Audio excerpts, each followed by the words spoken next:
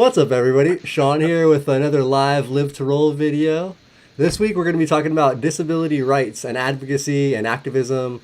And our special guest this week is Natalie, who is a rollette and an activist and just an awesome person in the disability world. Just to introduce myself real quick, my name is Sean. If you don't already know me, I'm a C5, C6 quad, and from a snowboarding accident 17 years ago. So, Tom, you want to introduce yourself? Hey everybody, thanks for joining. Welcome back for another week. I'm Tom Conaway, C5, C6 quad, Southern California. I'm 28 years old, and I'll toss it over to our other co-host, Bobby. Hey, what's up, everyone? Welcome back. My name is Bobby Rohan. I'm a C5-6 quadriplegic of 31 years from a cycling accident.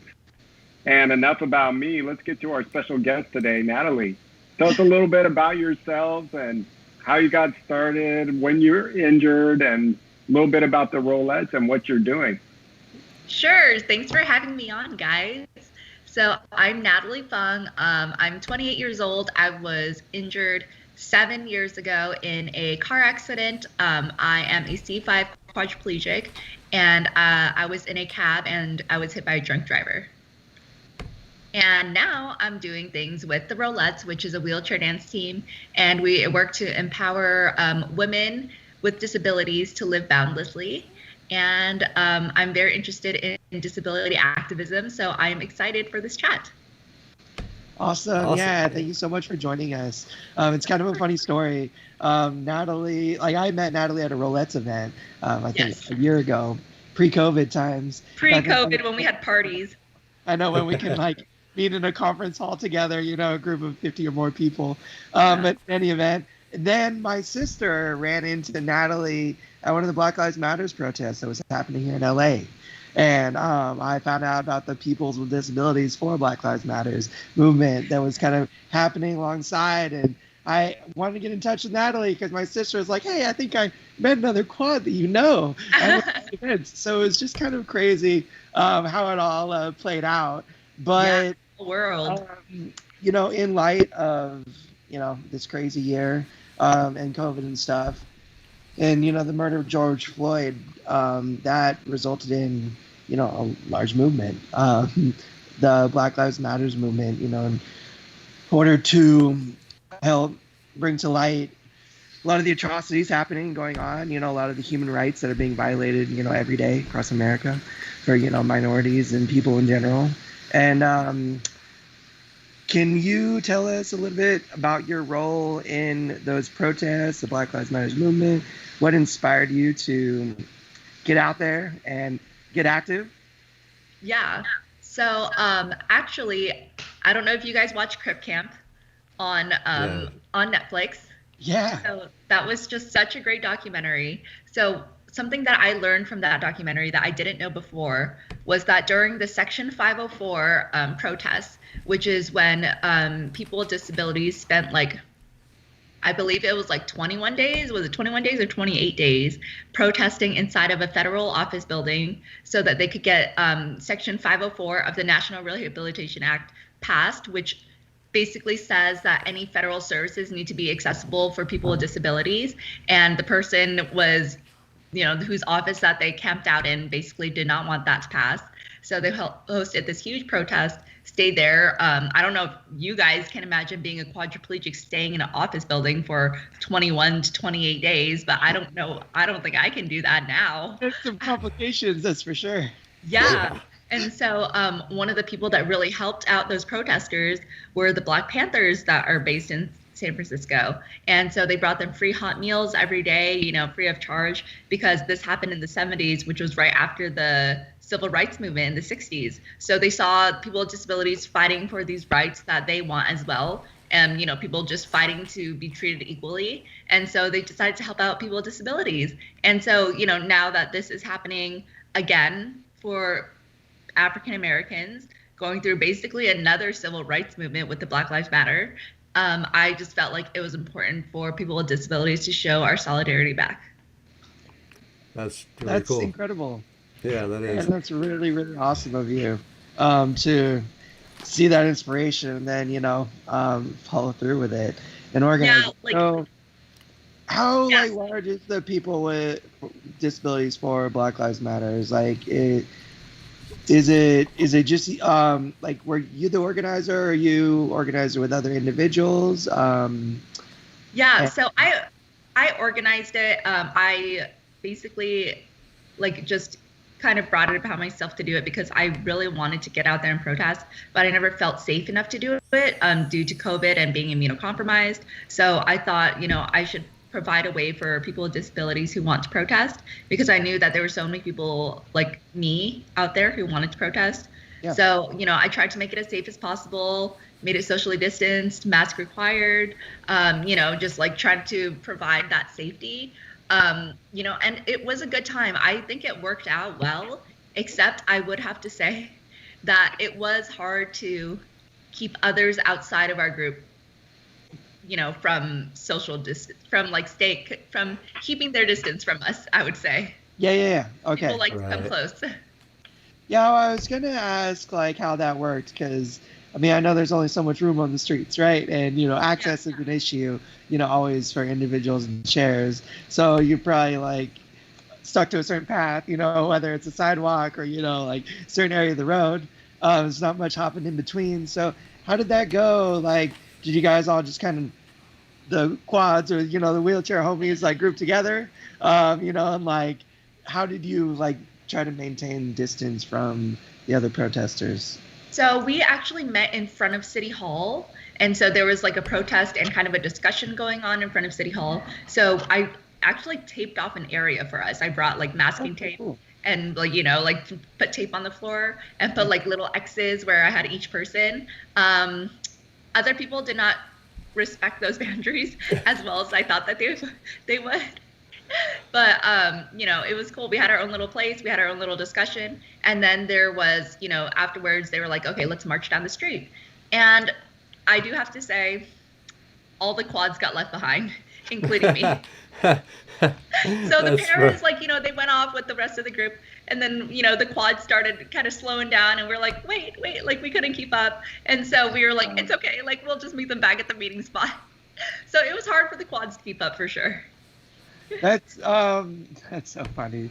Yeah, we're always kind of the slow folks at the end of the line. Unless you got the We speedy got power left behind, train. but it's okay. That's right. So how long have you been getting yourself involved with, is this something just, since that you explained once this started, or have you always been involved before your accident like this, or have you always noticed yourself as a young person activating, So actually, before my disability, I really wanted to get into like environmentalism kind of. So I studied PR at USC. That's where I went to college, and I was injured my senior year. And I was at the time interning at a nonprofit organization called Heal the Bay, and that is a nonprofit that helps to clean up LA's waterways. They host beach cleanups. They clean up the LA River. They help to pass legislation such as the plastic bag ban in supermarkets. So I was very involved with them, and I wanted to do PR in relation to like environmental efforts. Like a lot of companies are trying to go green and stuff. That's like all PR, because they're trying to make their company look good by going green. Right. So that's kind of the path that I wanted to take beforehand. And then with my disability, I kind of reevaluated what path I wanted to take.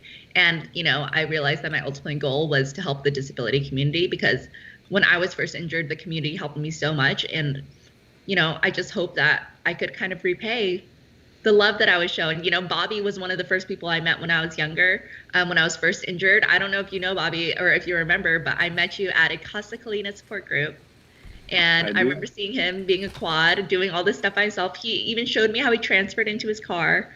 Like the first time we met, you showed me how you transfer. And I was like, oh my God, this guy's using his head. Yeah. And so I thought that was really cool. And so, just being a part of this community, I feel really lucky that our community is very, very helpful. And, we always want to support each other.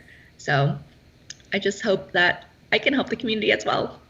Yeah, it's like a discussion that like have had like a lot with my friends, because I've had some friends who are out there protesting too, and I felt a little insulated. I mean, my sister is a very big activist and was out there protesting for days and days in a row in the midst of all this, and I wanted to be out there, and I started to feel a little guilty, and I was like, oh, like, should I be like like people are putting themselves at risk, like I'm at a bit higher risk, but still, like that's the game, and like I'm willing to put a little bit on the line for the cause, because it's meaningful, and it's important that we Yeah. do that and demonstrate how important that it is. But at the same time, we all do have to be realistic and what we do in our safety and our lives and stuff. But one thing that I always like to think back and look back on is my involvement with the Triumph Foundation and stuff, and like what I give back to the spinal cord injured community and within my own circle and stuff. I always like feel that if more people gave more within their own circle and their own community, where they could, and it's not much to reach too far outside your family, to some friends and some people in help and in need, within your own circle.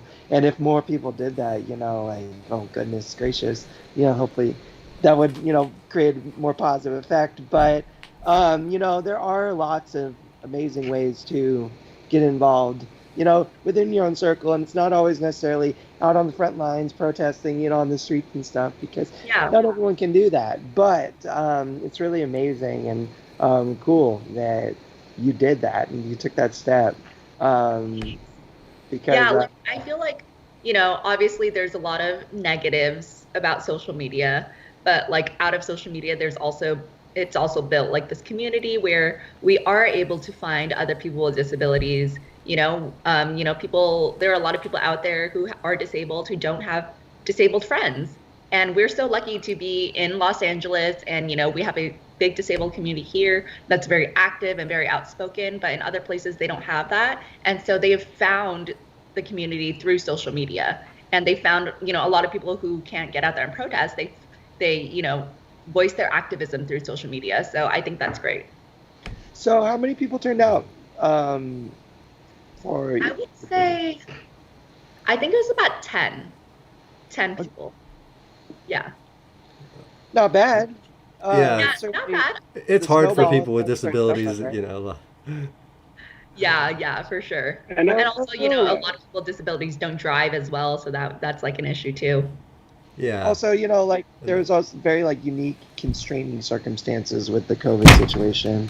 Yeah. It's one thing, being able to like hop on the public transit, get down to City Hall and stuff. But now, at least, at this time, it's a little difficult to do that. Yeah, and I don't blame people at all for trying to be safe. Like, safety first.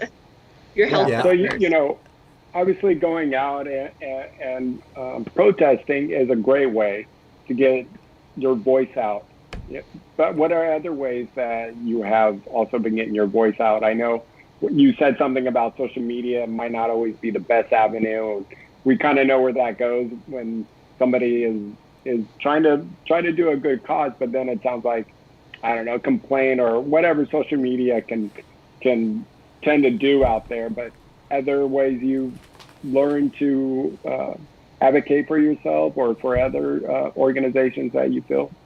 Well, it is election day, and everyone, It it is is. your responsibility to practice your civic duty and get out there and vote. That is probably the easiest and simplest way to get involved, number one. Exactly.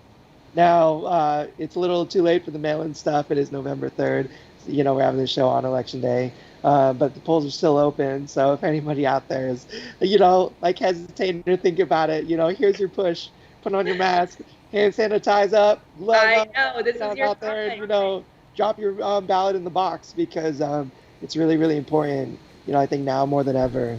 And, we don't want to get political on the show, because, it's all right to have different viewpoints or feelings and stuff. But, one of the things that I did want to like segue into and have a conversation about is, the importance of human rights and disability rights and protecting them, and like some of what we face, what we face even today, what we face in the past, like I'm sure Bobby, you've gone through the ringer in terms of like ADA and stuff, and you've seen the transformation and the change, and like the past 30 years, living it every day. But, also like the biggest part of our life, I think outside of, like just living life is dealing with insurance, right? Um, Yeah. like protecting our insurance rights and, our rights to, healthcare and, our rights to home healthcare and, things like that. Um, what we face, with a condition that is chronic and lifelong and pre-existing, how, I just wanted to have a bit of a conversation with you guys, about those topics and about how we feel all about that. And all, the importance of protecting those rights moving forward today, especially now, with the current system and how it's structured, because it is not structured to protect individuals like us, unfortunately. Yeah. Right? So I would say like one of the most important things to do is to educate yourself. Um, I feel like I started educating myself more during COVID. I don't know if it was just, with everything that was going on politically that made me want to look into it more, but reading articles, watching documentaries, anything you can do to educate yourself about disability rights. There's just so much that happened in the past that I didn't know about before. And I feel kind of like, wow, like I can't believe I didn't know this and that we weren't taught this in schools either, And if which is anybody crazy, hasn't checked right? out Crip Camp on Netflix and you have the Netflix Great subscription, watch documentary. it. Do not hesitate because it is inspiring. Like after you watch it, it's very, very cool. It's so inspiring. And, all of those activists now are in their 70s, or a lot of them have passed away as well. So it's kind of our turn to, you know, pick up the Pick up baton that, and keep going. yeah, pick up that baton and carry it forward. Absolutely. Yeah. And, about healthcare, obviously there's going to be a Supreme Court case in a couple days talking about the Affordable Care Act. So we'll see what happens there. A lot of people with disabilities rely on the Affordable Care Act and rely on it to, get their insurance. I don't know what the alternative is going to be yet because the Trump administration hasn't said that what their healthcare plan is. So I don't know. We'll see what happens. Yeah, the craziest thing about the whole system and the way that it's all structured is, it's structured and designed by individuals that aren't disabled. That Exactly. don't necessarily have, experience with family members with disabilities or, like a broad spectrum of disabilities. And granted, I cannot imagine the, insurmountable task of, creating a, healthcare system that supports, hundreds of millions of people. But nonetheless, it very consistently feels like it's people who have no idea, how we live our lives or, how a disability affects our lives. Yeah. It's like creating the rules that dictates how, the healthcare we get and the kind of equipment that we get and how we're allowed to live our lives, which, Yeah. like really scary when that's the case. And, people who don't necessarily have your best interests at heart or have any knowledge regarding, your quality of life, Yeah. you know, I deciding mean, what kind of quality of life you're allowed to receive or have in terms of yeah. healthcare equipment and stuff, which is why we need to continue to advocate for ourselves and have a voice because that's the only way they're going to know is if, we're loud enough and they can hear us, right? Yeah. So if Well, we contact you know, and go ahead. it's something you said with that, them not even knowing the equipment we need and what that means. Last year, I did get opportunity of a lifetime with United Spinal, and with United Spinal, they do a trip to DC called Roll on Capitol Hill every Yeah. year, Yes. and I got you should take advantage of it, Natalie. Yeah.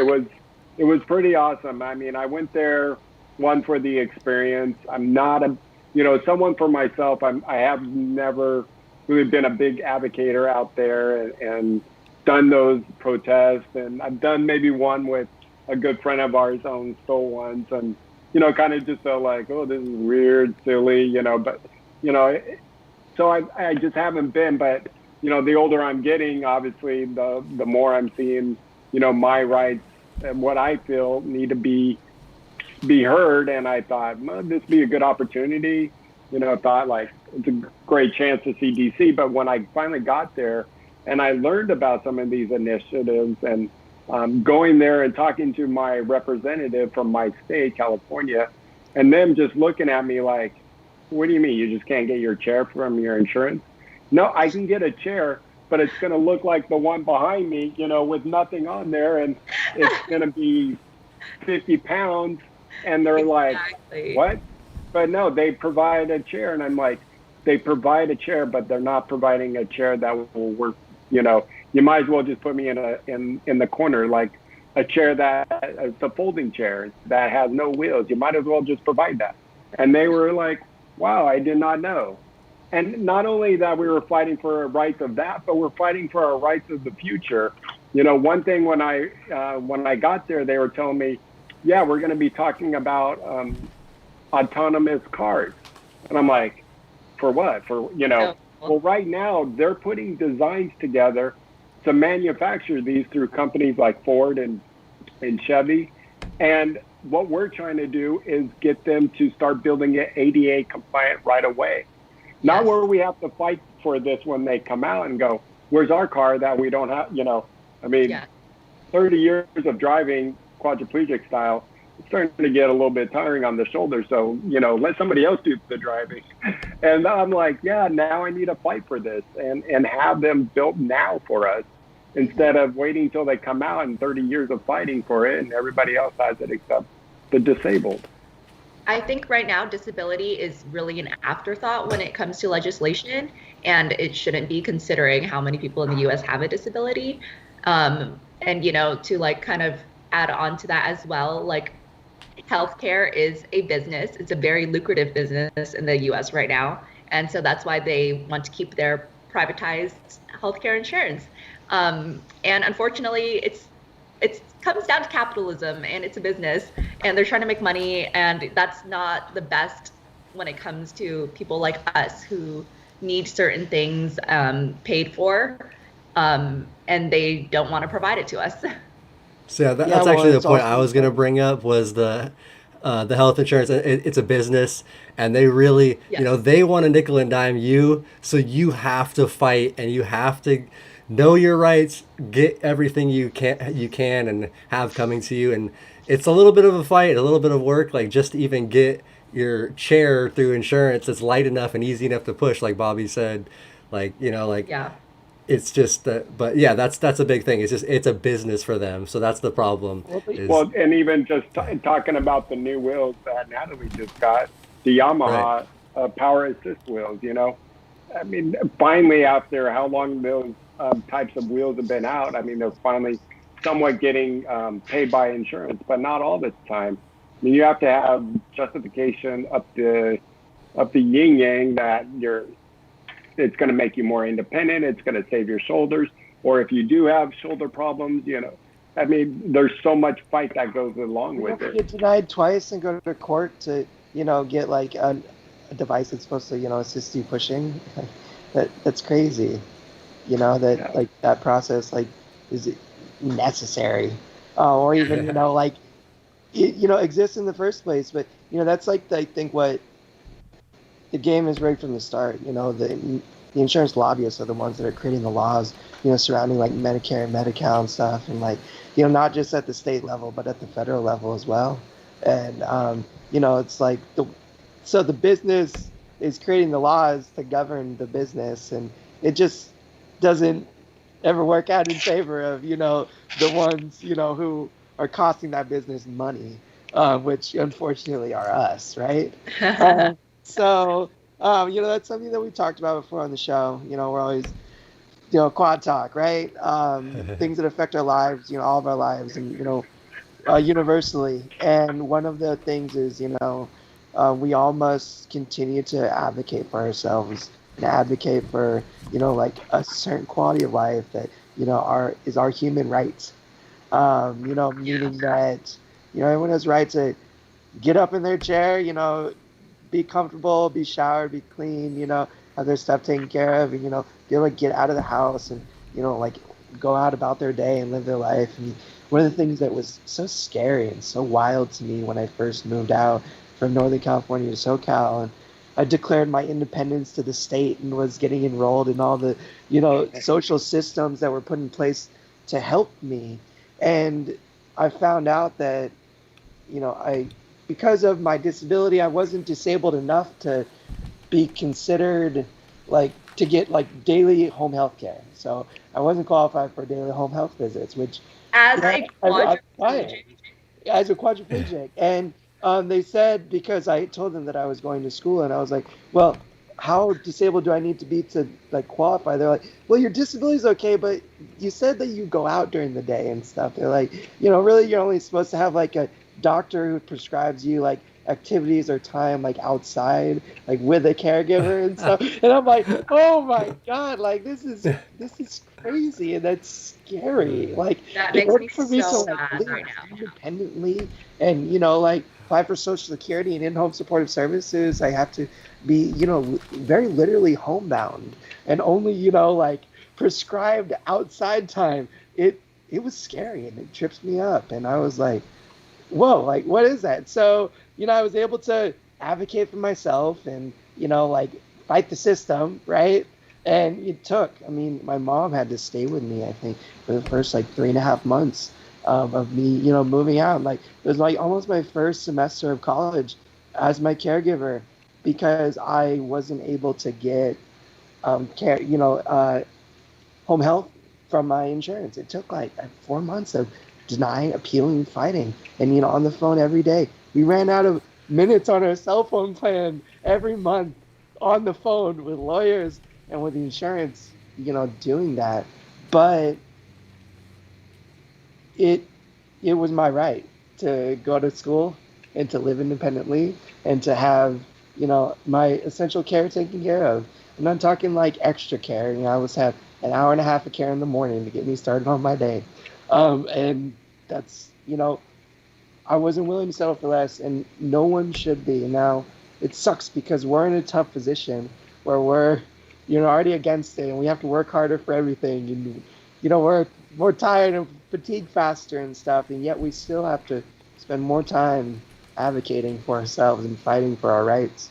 But it's so so so important that everyone does and continues to do so. Don't let the denials and the rules as they say it or claim it put you down or limit you, because it is not a rule that they can make. It is the right to health and to life, I think, right? And I think that also goes along with uh, your Social Security. Knowing, half of it is, and Natalie said this best, educating yourself and Yeah. educating yourself on what's your rights for caretaking and getting that little bit of extra help. If it's your rights with Social Security, I mean, I'm constantly have to like, it's funny. I want to work. It keeps me so alive, active, and I love what I do. But if I make a penny more, then I lose so many of my rights. And Yeah. it's just like, and the thing is, you're right. They're like, well, if you can work, just go work full time then. And it's like, yeah, you don't understand. I mean, Yeah. if I work full time, then I'll be back in the system in a year because my body's going to break down. But if you can allow me to make what I should make, because what my employer will pay me and what I receive are two way off bases here, but I have to keep it because then I can keep my rights to my Medicare and my, rights to at least still receive some SSI or SSDI. It's just crazy, what you have to really learn and the time you have to put in, and don't assume anything. Talk to them and have them write it down and have them, it's funny when I go in every time to Social Security office, I said, here, please sign this now. And that you said this. And then they sign it and they're like, why? And I'm like, because when I get on the phone and talk to somebody, they're going to say, oh, that's not right, whoever you talk to. And I'm going to say, well, Only. now I'm going to have John Doe told me this on the 16th. That's what he said. Oh, okay. That's so true. They always tell you that. Like, they shouldn't have told you that. That's not right. And it's like, Well, then what's going on then? Why am I getting told two different things? Exactly. And, like, I just wanted to also add on to something that you said a while ago about how people without disabilities are the ones making the laws for people with disabilities. So Judy Heumann, who is the greatest disability civil rights activist, basically, she's done so much for the disability community. She's heavily featured in Crip Camp. So if you want to know more about her, you can watch that. So she, helped pass. She was the one who led the Section 504 sit-in. She helped pass the ADA. She was the first wheelchair using teacher in New York. She won a Supreme Court case against the New York Board of Education and became the first wheelchair using teacher in the entire state. And she was actually involved in both the Clinton and the Obama administrations as I forget her exact title, as an international disability, something where she was helping the administration understand disability rights. And unfortunately, not every administration has that role. There's no role in that right now. The role is empty. So I think it's very important to have people with disabilities, in power, in higher positions, because we know what's best for ourselves. Yeah, most definitely. Absolutely. And it's not just that we're trying to be greedy and stuff, but the disabled We just want to be equal. Exactly. We just want equal equality. We want to have the same opportunity and the same rights as everybody else to work and to live and to not be constrained. I mean, Natalie, you're working to re-enter the workforce right now, and me as well. And it's so difficult and scary, applying for a full-time job and it's terrifying. The potential, getting it and accepting it, but then also realizing that it's the minute I accept this and I declare it to Social Security, I'm going to lose all of my income, all of my benefits. I'm going to lose all of my in-home supportive services and the majority of my care. I'm going to have to dedicate probably 50% plus of my salary, to my care and, my medical needs and stuff. And where does that leave me with rent and the rest of my life and money to do fun stuff and to live? It's a really tough calculation to make, and it's a really scary change to face. And that's why I think a lot of people don't feel like they can't work because they don't want to lose those benefits. And so people will say I've heard the argument of oh, you're disabled, you're just taking money from the state, you're using my taxpayer money. And it's well, the system is kind of designed right now to keep us on Social Security. Exactly. There's no way to really support us of getting out of Social Security. No, that's exactly right. It's definitely set up for us to be on Social Security, or it's not set up for us to succeed. Now there are I'm sure you've researched some of this. There is a right to work program. There is some funds that are available for disabled individuals to save money and put money into and stuff that is protected. That you can again, knowledge is power. It's so important to educate yourself and to understand that there are some systems. It's not all put in place to hold you back. There are some systems built that have been added recently to support change in that direction, to allow the right to work, but also the right to maintain your health benefits and the right to maintain your lifestyle without, having to worry about, it changing too significantly and stuff. Yeah, I need to look that up. I actually haven't heard of the Right to Work program. So, yeah, I mean, if you're interested, I can send you some information too. We should probably figure out a show surrounding employment and disability. Yeah, that'd be a good show. Put all this together. But because they do set up a lot of great ways for you to save. Now, maybe you're not making, because what everybody always hears is how much do you have in the bank? I already have too much. And it's oh, actually it doesn't matter, because you can put that money away for a new van or for something else in the sense that you're going to need in the future. So there are, many great programs. It's just that big word, educate yourself, Yeah. It's scary though that up until recently, if you have an asset of a vehicle, that could affect you, in terms of your benefits and stuff. Wow. Like that is crazy. It's like, sorry, you're disabled. You can't have a car. You're not allowed. And that's exactly what it is. I mean, there isn't really like any painting, in a different way. Like that's the way that it's set up, which Yeah. is so surreal.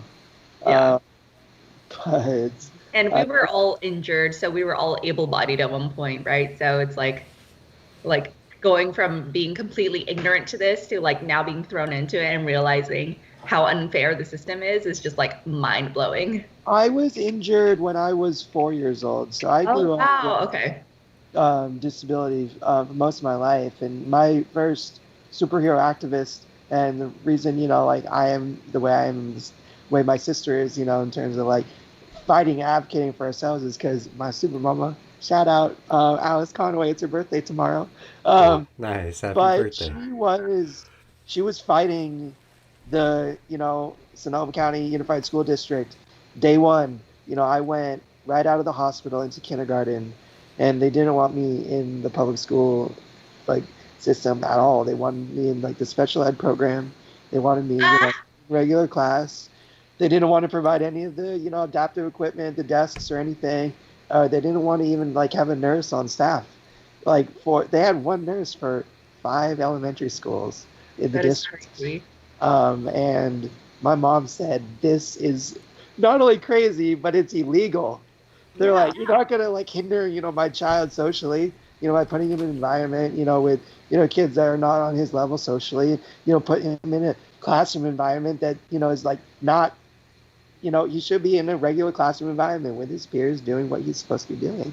And she called the news. She was on, Channel 7. She was, called, lawyers had calling the Unified School District. She was, like fighting and advocating for myself. And within a few months, not only, was all my stuff taken care of, but all the other disabled students within the district, now had a full-time Nice. nurse, at school, they all had desks, like, they all had like IEPs scheduled, like getting set up, ready to like have their cases reassessed. But, That's she was the amazing. one that, was the example setter and, the inspiration, for, me continuing to advocate for myself and, my rights, because I'm not going to squander, what she, afforded me, with, her fighting and her advocacy, my whole life.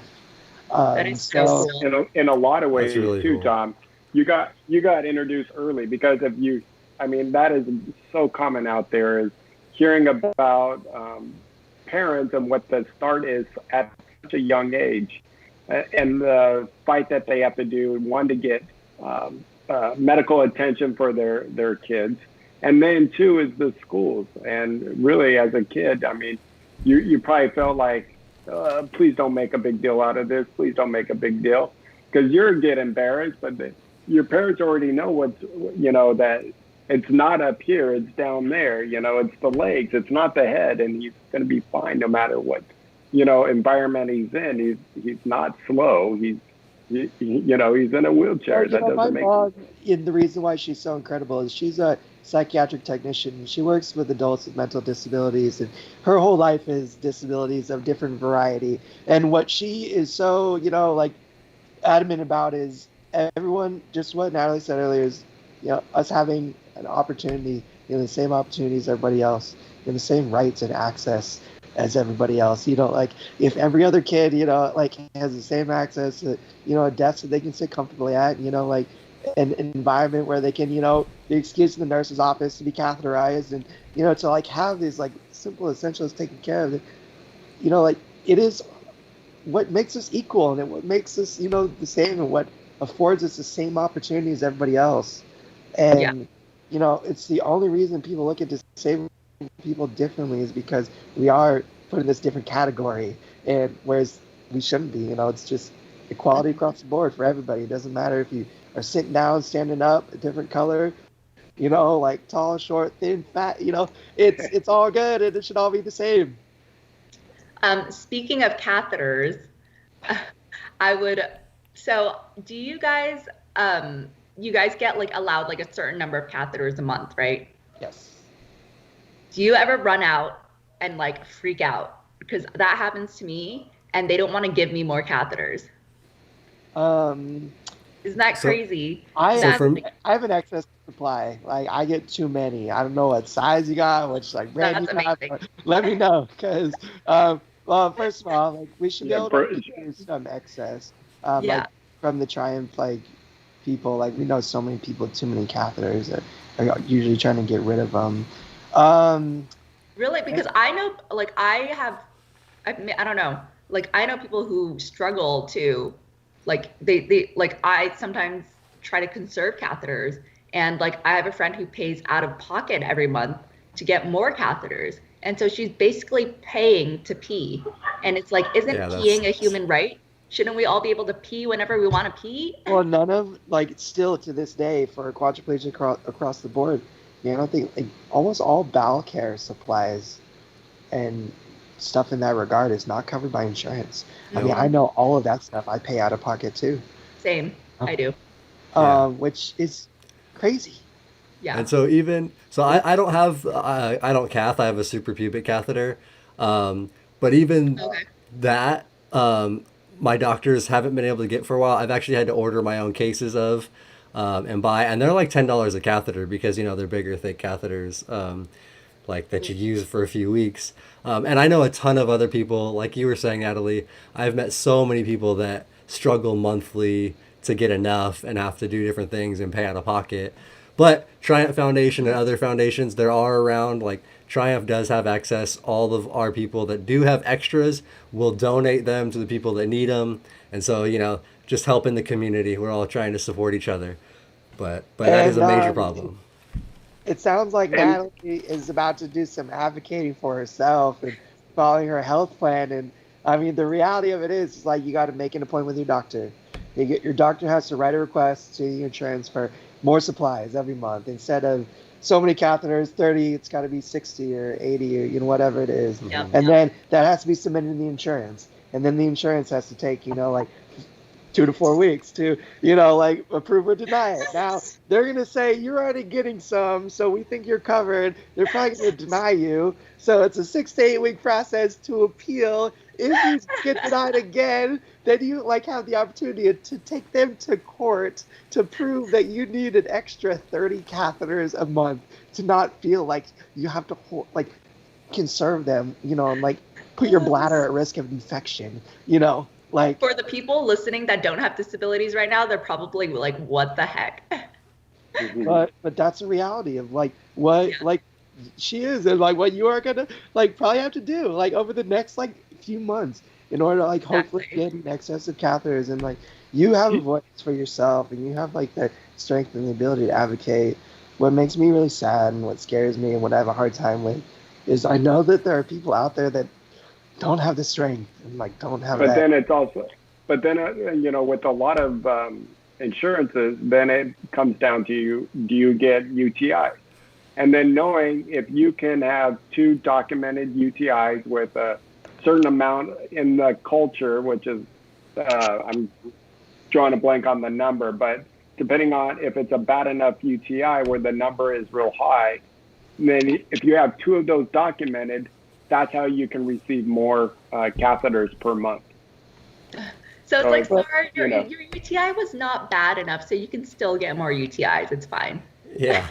I have suffered Uh, discomfort continuously, like face antibiotics, which mess up your stomach and other stuff, right? And then also like risk, getting septic or God forbid, like a more serious complication building up. And this is where stuff like preventative care measures and, like individuals that are creating legislation, creating the insurance guidelines and stuff, understand that it is always cheaper and better and saves more money to prevent this stuff from happening before it happens, because it's always easy, harder after the fact. It always takes longer. It always costs more. It always takes more supplies. But you guys said at the beginning, it's a business, and they're in the business of, needing us to be reliant on them and to be needing them for things. So I guess if they were preventing all of our stuff from happening in the first place, then it'd probably be, hurt them in the long run, right? Exactly. Which is sad. Actually, somebody just put in the chat. It's 10,000 colony. 100,000 forming colony. units. Or is it 100,000? Oh, Hundred yeah. thousand. Yeah. Thanks, But Jeffrey. it's also important to understand this too. Again, it goes back to knowledge and being educating yourself. Just having the right language and instructing your doctor with the right language when writing a prescription can mean like a difference between approval and denial. If you have him right on there, UTI, consistent UTIs, it probably won't get anything. But if you have them right, consistent UTIs, 100,000 colony or whatever, um, on the on the order on the prescription, they cannot by law, Blue Shield, Medi-Cal, Medicare, LA Care, whatever it is, it's in their guidelines. They have to follow it and they have to give it to you. So it's all about using the right language, working with your doctor to, he's on your team, he's part of your healthcare plan, and, you know, talking to other quads, other paras, other people with your disabilities out there and figure out how they do it, how they've done it, what kind of language they've used that have worked for them before. Super, super important. Yeah, this is so helpful. I'm like taking mental notes of all this right now. Absolutely. And, the beautiful thing is you can go back and watch this video too. True. So what's next for you, Natalie? I mean, do you have anything coming up that you're advocating for or something that we should all know? Well, nothing specific that I can think of right now, but there's always roulette stuff coming up that we do. Right now we do stuff with women. We did do something with men during Spinal Cord Injury Awareness Month. I don't know if you guys know, but that was our first time doing something with men, and we did like a whole discussion night, which was a lot of fun. But yeah, we host like monthly girls' nights where we get together and we just let girls in our community just ask us questions or ask each other questions. And so many of them who join who aren't not on the team, who are just participants. Everyone has their own specialty, that they can offer advice on. And so that's like a great way for us to connect with girls and also for them to kind of learn more and for us to learn more too, because, we don't know everything. We are a team of girls and, we try to help educate people, but, we're human too, so we don't know everything. So it's always great to learn more from our participants. So definitely those girls' nights, I would love like any girl with a disability to join. So those are always open for Rolettes. And of course, Rolettes Experience 2021, we're hoping that will be in person next year. Since it was all virtual this year, it worked out really well, actually, virtually. We were able to get more people, more attendance because, before people either physically couldn't fly to Los Angeles or they financially could not fly to Los Angeles. So with it being virtual, like a lot more people were able to come. We were able to reach people in different time zones. So yeah, that was great. But, we're still hoping for that face-to-face contact next year. Yeah, for sure. And I think we all are. Yeah. Regardless of how the cards fall, in the next couple of days with the election and stuff, I think it's really important, especially in this time, in this crazy year, and one of the craziest elections of our time, that we are all brothers and sisters in mankind together, and we're all here to support each other and help each other out, regardless of anything, and especially in the disabled community. There's an incredible network now of people, throughout California and throughout the U.S. to, help each other out and support each other. So, if you feel alone or isolated out there, struggling or having a hard time, there are other people out there who want to talk and want to help and, want to work together and, be together and, move forward together in a positive way. And that's, I think, what we should all try to keep in mind moving forward, regardless of how the cards fall in the next few days and stuff. That we all got to be together, be strong together, moving forward, and be positive. I think people sometimes lose like they forget that we're just human. Everyone's just human, and it's like regardless of ability, of like color, of political affiliation, like we're all just human, and we're just trying to survive, I guess. So Exactly. we just need to remember that we have a lot more in common than we think. Exactly. And Well said. I'm like so inspired now, and all this. Like I'm thinking, roll on, LA, City Hall, like let's go. Like I am so down Bobby, I want to do the roll on Capitol Hill now. That sounds awesome. Look into it. And definitely get a part of Triumph Foundation. We're a chapter of them, or just get involved with yourself and start talking to them, because they do a lot of great advocacy for a spinal cord injury. And if you're always looking at their website, I put it up on the chat, and going Perfect. to their website will also help get you connected, where they'll tell you when to email and talk to your representatives about certain initiatives that are coming up, and getting to know more about what your rights are out there. And it's really important. All the time it's being taken away, and being, and you don't even know it. Mm-hmm. So true. Well, Natalie, you're awesome. Thank you so much for joining us today and sharing your experience with the protests, your involvement, your steps, towards making significant change, around you. Stuff. It's so awesome and inspiring. Really Thank appreciate you guys so much.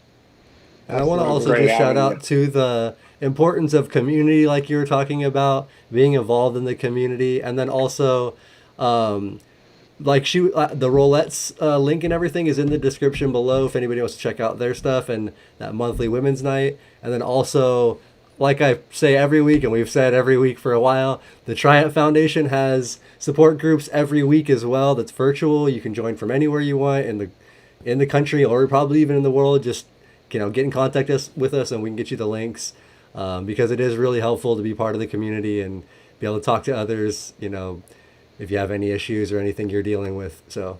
And anybody is also more than willing to we're all willing to have you reach out to us individually too.